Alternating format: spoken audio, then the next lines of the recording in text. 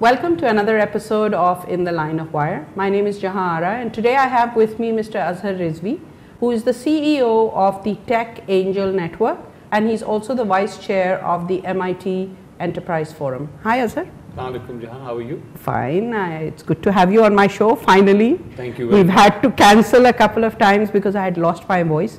I'm still sounding a little bass today, but that's all right. You're mashallah sounding very well. Okay. Perfect. Now, Azhar, before we get into Tech Angel Network and MIT EF and what you're doing there, why don't you give us a feel for your background? Sure. Very briefly, otherwise, encompassing so many years may take several hours. Okay. Briefly tell us about your background. I'll start with my education. I did my MBA from University of Houston back in '89. Okay. Came back.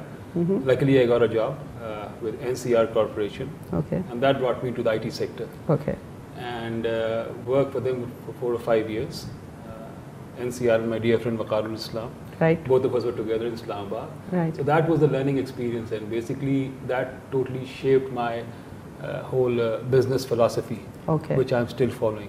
Based on and what was that business philosophy? What does an organization like NCR teach you? Well, the very first day when I was hired, I was sent back for 4.5 month training back to the US. They have a world-class training facility in Dayton, Ohio, and that was a 4.5 months program. I, along with my dear friend Sohail of TPS, we were roommates. My God, I didn't know how many of you were at NCR. We were roommates for 4.5 months. So it was a wonderful experience. And the first day I still remember, the program started, and the program director, who again himself was a seasoned salesperson and a sales manager, and he showed us a slide and said, this slide will, if you follow this slide throughout your professional engagement, wherever you work, it will always make you successful.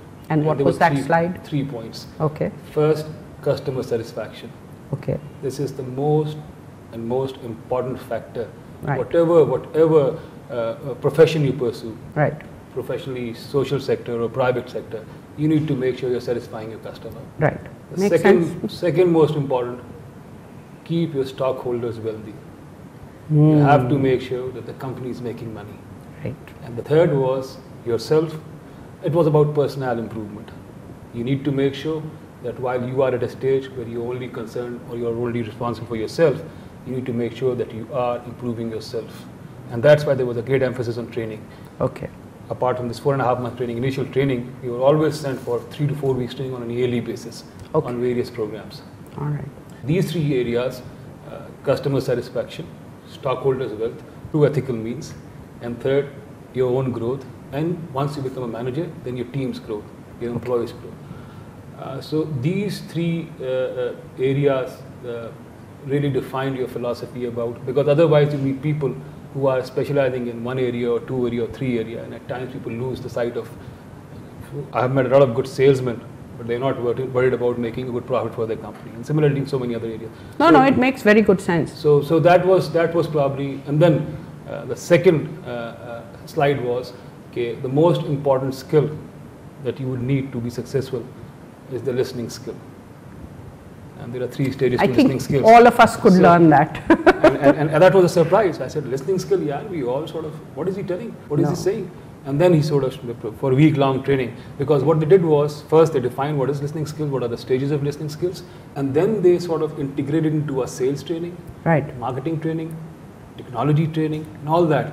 And every time we used to go through a module, they used to again highlight that. Look, these are the aspects you need to look for.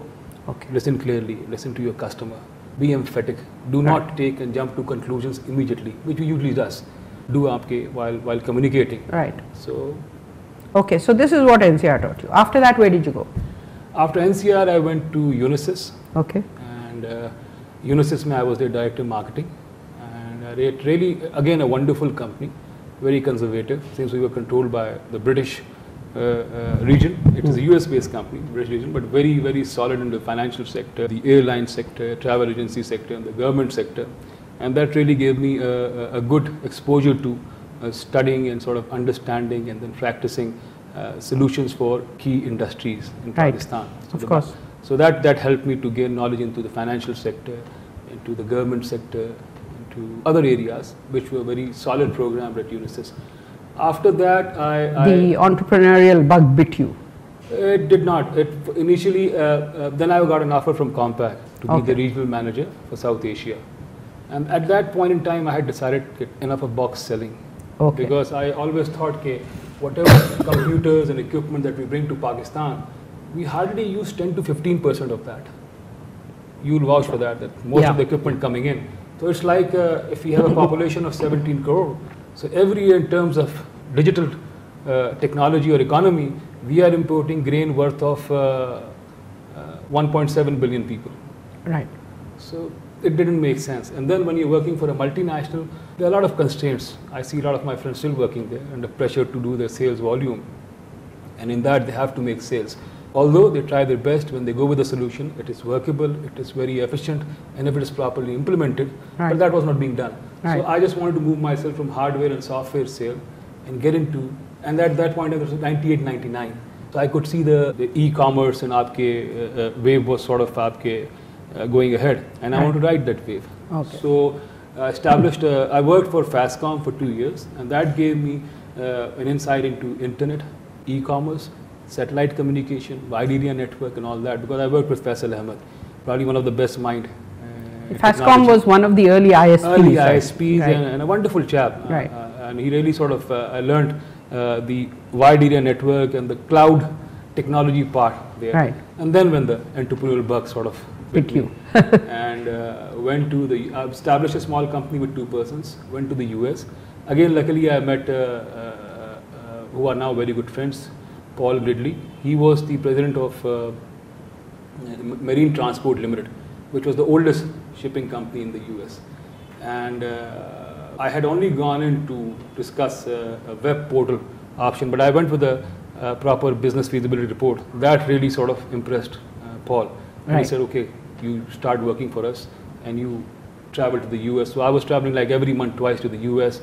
Anyway, the portal, we started developing the portal, and in 8 to 9 months, we moved from 2 to 42 or 50 people.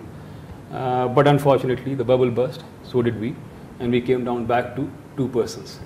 And that is when I established. It was a good learning experience, because the lesson that I learned was, okay, never put your eggs in one basket. Well, everyone knows that, but we only learn once you are sort of had gone through a tough experience in life. So basically, then I decided that I need to focus on Pakistan.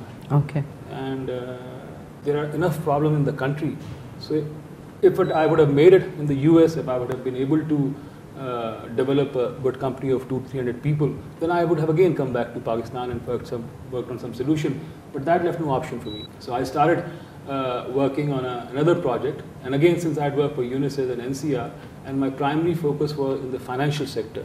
So I thought of developing an application, because at that point in time, if you remember, wide area network connectivity was exorbitantly expensive. If you get a satellite link, it used to cost you $5,000 per link. So 2 branches connected for $5,000, again very expensive. You can't sort of justify the cost and ROI on that. Second, the banking applications were all developed in the US. So when you go for implementation of such an application, it again requires an arm and a leg. And at that point in time, hardware was not that cheap. It was, prices were coming down, but still it was on the higher side of cost, and implementation were high. So that gave the idea of developing a software application for large banks. Those were all government sector banks like Habib Bank, and UBL was still a government sector bank. So I thought, if I can develop an application which can run in 1,200 branches, that will give me an opportunity to develop an application and then grow my organization with the scale that company's requirement are. So I started working, developed an application, got a set of investors on board, and we went to a lot of banks. Habib Bank was the one that sort of gave us an opportunity, for which I'll always be thankful to Mr. Zakir Mahmood and Mr. Khurshid Hadi, who is still my partner in the IT concern that are still there. So we came up with that application. We developed the application. Again, I had 2 persons, and in a short span of 1.5 years, we were able to develop the application, install it 1,200 branches, and went from 2 to 200 people in about 2 years time frame. And that also gave me a lot of confidence, because there is so much of talent in this country. That's true. And I made sure that all the field engineers that I hire, they should be from the locality where we were sort of. So that's the way it should work, actually. And that's that really, tremendously good boys. You name it, any small town in Pakistan, we have our people there. Like Right. at the moment, from my technology firms, the group of companies that I have stake in now, they have presence in 120 cities. Wow. And like 200 boys are still working at various locations, and they are serving cities, Habib Bank branches and other bank branches in 600 cities. That's And terrific. Alhamdulillah, very efficient, very efficient. Initially, we used to do the branch rollout in 3 months. Now we have brought it down to 3 weeks. Just imagine if we get a new product developed or a new module or a new advanced feature, it only takes us 3 weeks to go end to end all That's over amazing. Pakistan. That is amazing. That's amazing, and that is the power of and the talent of Pakistani technology workers. I am sitting in Karachi, I can only give orders. But if my field force is not sort of efficient and effective and compassionate about their job, no manager can sort of deliver. So now for 3 years, once again, this time the bug was different, admit me. And You decided something needed to be done about the ecosystem. Ecosystem, because I myself started, the first venture I started was with 5 lakh rupees. Right. And this time around, the company that I established with my partners was, the total investment was 12.5 lakh rupees. Right. So, and then the first year we generated 6 crore rupees. So the Right. payback was immediate to everyone. But again, there are very few who are so blessed as I was. There are very few who have the partnership of Khurshid Hadi or Zakir Mahmood, who are there to support you, because the goodwill is there. No? Right. But I used to come across a lot of software firms, and then I started coming to Pasha as well, because prior to that I used You to- were on our executive board. Yes, and that was after a couple of years. Right. I started coming to Pasha, and again, few of my friends said, "Bhai, jao to dekho." To, because in past I had come to Pasha and PSAB meetings, but every time when I used to come in, people were only demanding benefits or subsidies from the government, and that has always bothered me. I never want to go to the government for any subsidy. For a genuine subsidy, yes, there is. That is true. That like they have the technology park and all that. But apart from that, I have never liked going to the government asking for any special favors. But when you started this whole ICT award ceremony, that sort of really attracted me, and I came in and made a lot of friends. Jawad, Fareed, Mixit, Yusuf Jan, all of them. Branding, Mixit, branding, yeah, branding, right. basically. That's why he gave you the pen before you came here. Not at all, not at all. He's not that kind of person, but yes, indeed, one of my favorite person in the industry, Right. Yusuf. So you made a lot of friends within Pasha. And in that process, I met a lot of companies from Karachi, Lahore, Islamabad, and I personally had faced financial issues, because if I would have enough funding, I would have established this company on my own, and I've kept the majority stake. And in that process, I understood the process, how IT companies are funded.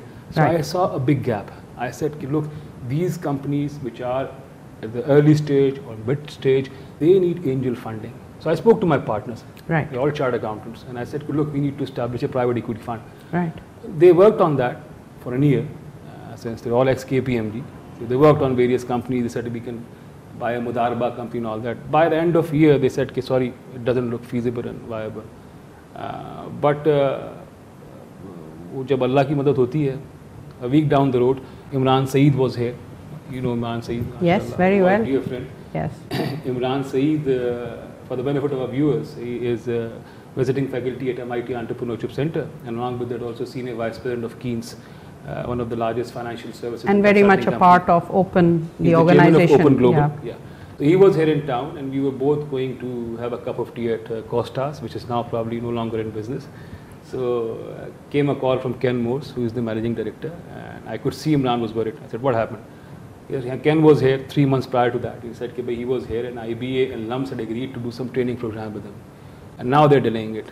And you know Ken doesn't like delay. So I said, give me 15 days. Probably I would be able to do it. That is when we started talking, and Yes. I came the Yes. idea for you.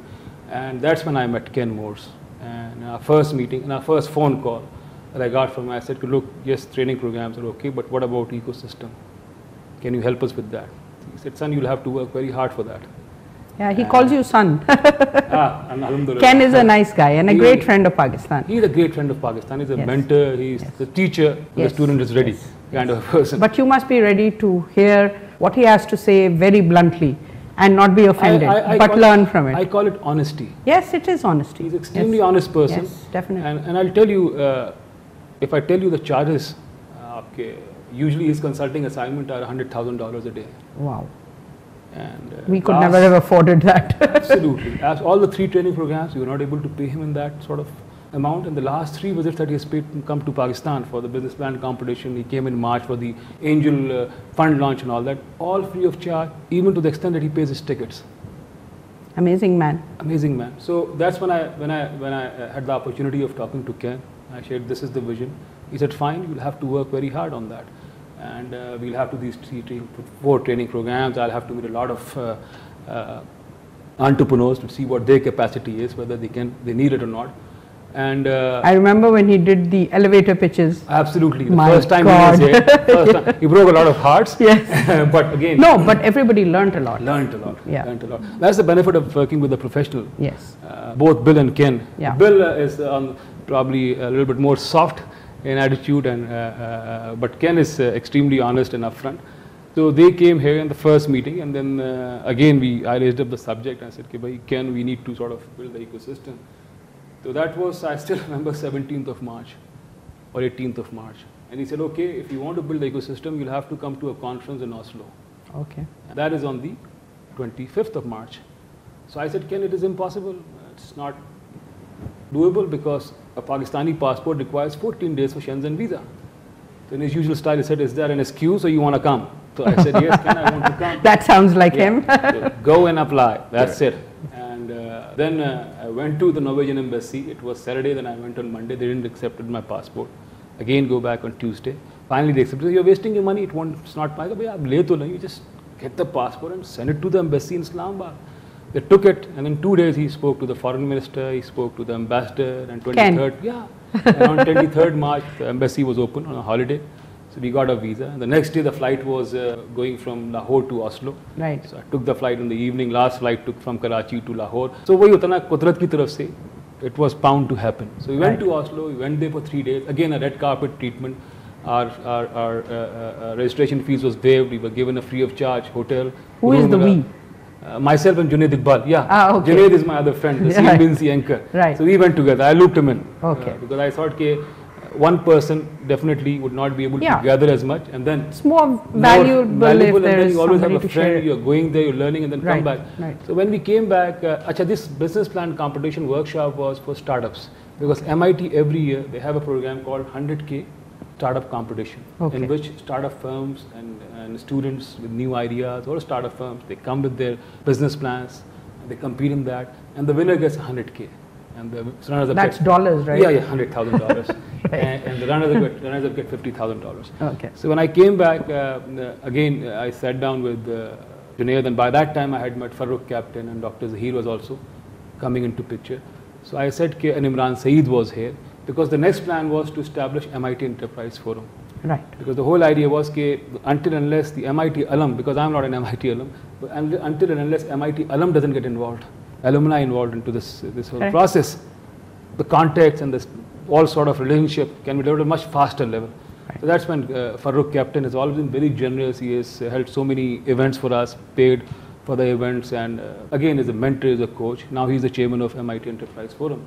And he came on board, and we said to Ken, in Pakistan, the real issue is not of startups. The real issue is that firms growing up to the next level. They have saturated, and they are like 1,000 companies by PSEB's sort of database, and Pasha has 500 members.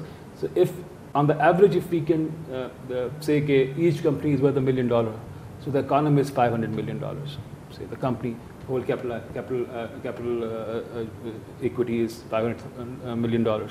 And we personally feel if we can nurture and mentor and coach this company, provide little funding, these companies can go by 5x and 10x, meaning $5 billion to $10 billion. Right. And that would mean a whole new industry in Pakistan, because the moment you have an industry which is worth $5 billion, banks would start lending to them, investors would start coming in, investing in them. And he said, okay, then we'll have, but again, we'll have to do these training programs, and business plan competition started. And that's when we got hold of stars like Sofizar, Zafar Khan. I still remember we had to really convince him, Zafar, aa jao yaar. And he said, Azhar bhai, I don't need money. I'm already doing $1 million, and I don't need money. But anyway, because of myself and Dr. Zahir, I really respected him. This was for the business acceleration program. So again, we convinced that we needed a business acceleration program. Ken said, fine. Okay. You all feel so comfortable, and you all feel so. So we customized the MIT's business plan competition to acceleration plan, and we started that. The first business plan was launched in May of 2007. Around 45, 50 company came in. Only 2 years ago. It seems so much longer. Absolutely. Alhamdulillah, it has myself and Dr. Zahir and the whole of the No, whole you group. guys have worked really hard. We have learned a lot. It's I'm such sure, a good learning I'm sure, experience I'm and has sure. built our confidence to a level which it was not there. Yes, we knew that Pakistan has a lot of talent, which we knew that there is a lot of scope in the industry, but honestly, But this was a gap that needed to be filled. absolutely working with 100 companies. So initially 45 company came in. The whole model that we developed was because we felt that the Pakistani IT sector not only needed funding and mentoring and coaching locally, but we'll have to get our Pakistani diaspora living abroad in the US interested in to this get process. involved. Yeah. So that's why, if you remember, every business, every training program that can conducted, we always used to label open, Yeah. because we wanted to make open interest in that. And again, Imran Saeed was helping us in every possible way. It was only because of Imran Saeed that came to Pakistan, Of course, and then he of started course. working with Yeah, us. yeah. So we kept open engaged, and when the business plan competition started, the model was that we initially mentored them in Karachi, Lahore, and Islamabad, through all of you and Jawad, Fareed, Al-Kami, and everyone, Zafar Khan, everyone was involved. Zafar Khan was not there, Fawad Bangash was there, and Naeem Zafar. So everyone sort of helped us in mentoring and coaching. And after 2 months of coaching and mentoring, when the draft business plan were at a level where we could share it with other open members, so we tied them up with open community in the US. So each company was tied up to one open member, like Asad of ePlanet Ventures, like Imran Saeed himself, Imran Kidwai, Naeem Zafar, all of Umair them. Khan. Umair Khan. Yes. So they all sort of started mentoring one company or two companies each, and that helped the company to really polish their business plans, because now they were talking to professionals who had established hundreds of $1 million and $1 billion companies.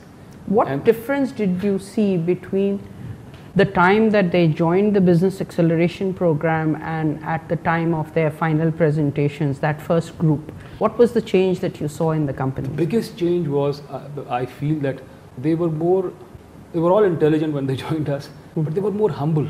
They had realized the areas that they need help, because prior to that, it was very difficult to convince these young boys and girls, all Stanford and Harvard and MIT graduates, कि भैया आप गलत कर रहे हो.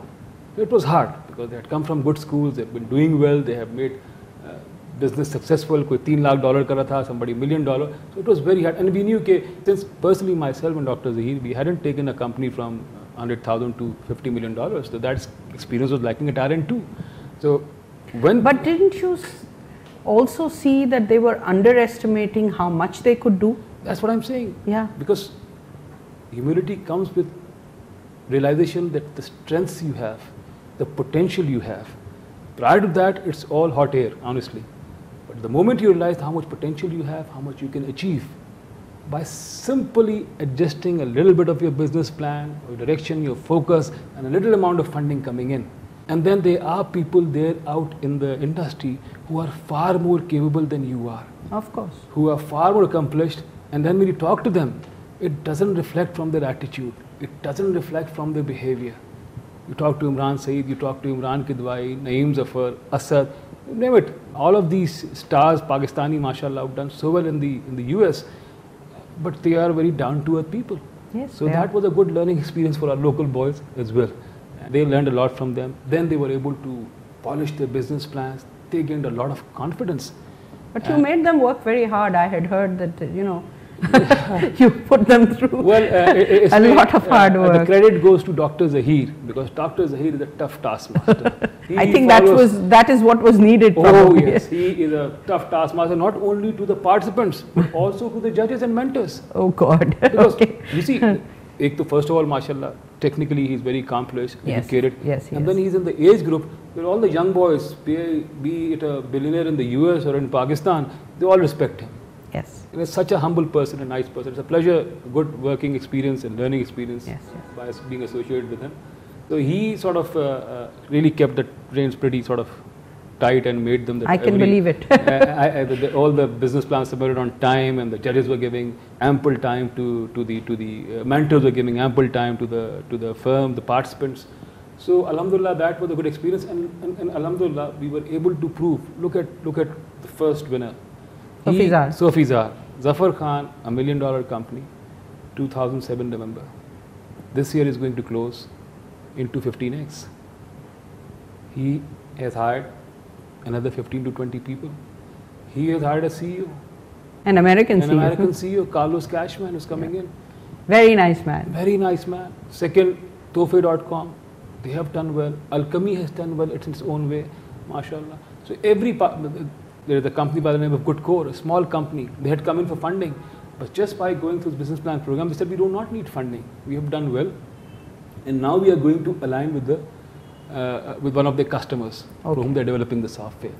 Because Technology Angel Network, and that is when we decided that we need an angel fund after the first yes, because that didn't exist in Pakistan. That didn't exist in Pakistan because we realized, the dream come true after a year. I was not able to establish in 2006, November, December, when my partners decided, okay, it's not feasible. So after a year, alhamdulillah, we were able to sort of buy the consent of the senior faculty at MIT that they were willing to be on board on this. So where are we at as far as the Tech Angel Network is concerned? It took a little while because in March we started last year in March we started our registration process with SCCP, and SCCP had absolutely no clue or no sort of regulation to cover or sort of offer angel funding registration in Pakistan. So it took us like 8 months to get the registration. Otherwise, we have established other companies and the process has really streamlined. So if you're going for a private limited company or any other company, it hardly takes 15 days. So I must not sort of give an impression that they are sort of, there was a slackness or But undue. This is because you are going to be... This is, and plus in past Pakistani investment and financial companies have done few things. The way so they have to be a little careful. They have to be. They didn't want to know. They wanted to make sure that it wasn't a Ponzi scheme or a sort of fly-by-night sort of an arrangement. Well, that happens everywhere, I think. So I understand. And after 7 months, we finally got. They clipped a lot of sort of main services that we wanted to provide. Clipped our wings in a way. But again, that was also to make sure. Perhaps you will be able to add on after they've seen your performance. Absolutely, we need to perform well. The Tech Angels Network is there.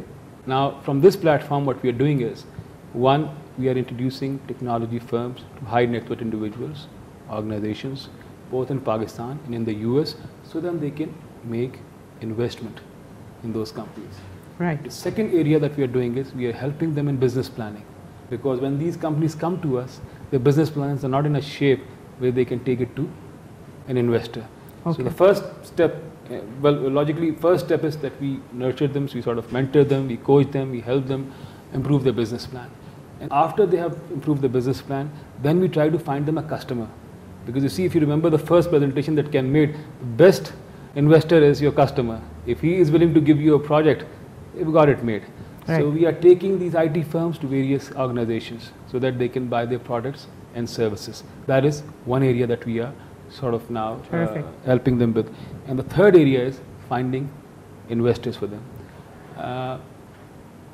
Again, we started that process this year in February, because November, December, January I was So when are you going to close the first round? We have closed the first round in the sense that we have provided some seed funding to companies. Okay. And now, inshallah, in the next couple of weeks, I'm going to the US, where I'll be visiting all the open chapters in the US, Boston, New York, Washington DC, Chicago, and Los Angeles.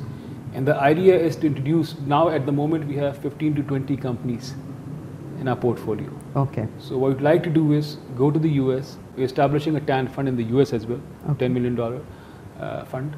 And the idea is to get open members on board and then introduce these 20 companies to open members in all the chapters in the US, to the board of directors, to the members, so they get aware of what kind of companies are there, what kind of potential is there, what kind of opportunities are there. And the idea again is to not only make them invest in the company. What we do is, like take for example, there's a company that we are sort of at the moment trying to close the first round. The requirement is $500,000. So what we are trying to do is get $400,000 from the local investor and $100,000 from the US. Okay, so if they sort of ease them into it. Ease them into it, and then again, in this company, Ken is himself investing. Right. Farooq Captain is investing. Myself, I am also investing. Now the whole idea is if a large investor in Pakistan get a person like Ken and other senior IT practitioners from the US on the same board. So initially it's a small round of $500,000, but after the relationship is developed, you never know, after 2 years they may be thinking in terms of establishing a 2,000 seat call center or some other major project, because they have the investment and the people sitting in the US have established billion-dollar firms. Billion-dollar firm. So this relationship, it works. In future, of course, having such people on your board is extremely important. And then relationship between Pakistani high net worth individual and organization with the same sort of the counterpart in the US will create a paradigm in which, inshallah, there will be projects which probably I cannot conceive right now. I cannot think of. But when they will sit down and talk about various issues and projects and services that they can jointly launch through Pakistani companies establishing entity in Pakistan, so inshallah I'm hopeful in the next 2 years when we will be again talking, we'll talk about major organizations that have come out as a byproduct of this. I'm sure these smaller organizations and investment by these investors. That will happen, and we will talk to you again once you return from the US to find out what the impressions of the Pakistani IT sector are and what you were able to do to change some of those perceptions after you had introduced some of the companies there. So I'm looking forward to that, and hopefully we would be able to create enough interest. I'm sure you will. I'm sure Pakistani open members and other professionals to invest in local firms, because I think Pakistan, we have a lot of talent. We do. And tremendously good companies, and it's only a matter of investment, time and mentoring that Pakistani companies, inshallah, very soon will be noticed on the IT map of the world.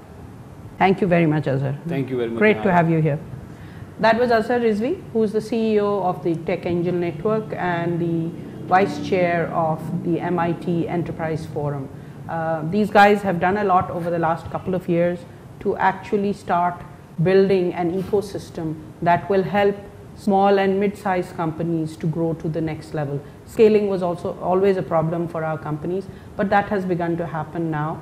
And we have seen successes in the past where companies have succeeded on their own, but this, I think, is adding so much value that we will start seeing them recognized around the world.